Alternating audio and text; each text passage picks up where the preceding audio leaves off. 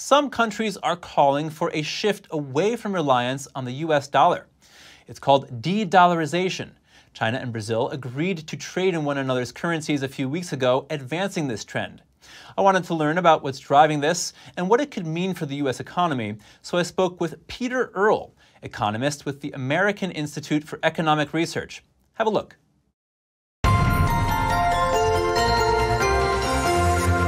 Peter Earle, thank you for joining us. Great to be here. So why are we seeing this trend towards de-dollarization? I think there's two major reasons for it at present. The first has to do with the growing use of the dollar as a tool for sanctions.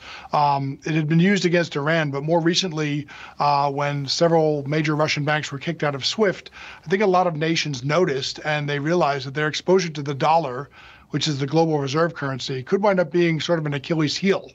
Another factor is the growing sort of errors and problems in monetary policy in the U.S., where the Fed has numerous mistakes over the last few years, other things like that.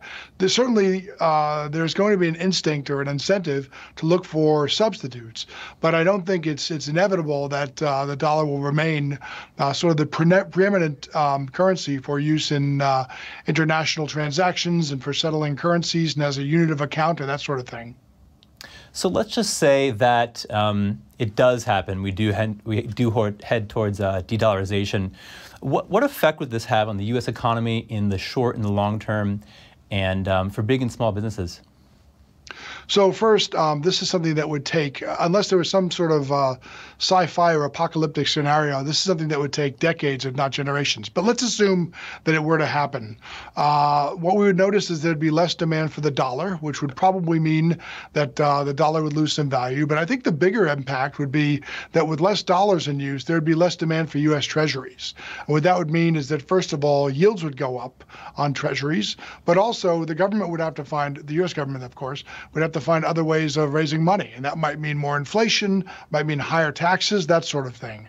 The ubiquitous role and the sort of endless, not really endless, but high demand for the dollar feeds into our prosperity in a lot of ways. And if that were to disappear, we would notice some changes in the long term, like such as I just mentioned.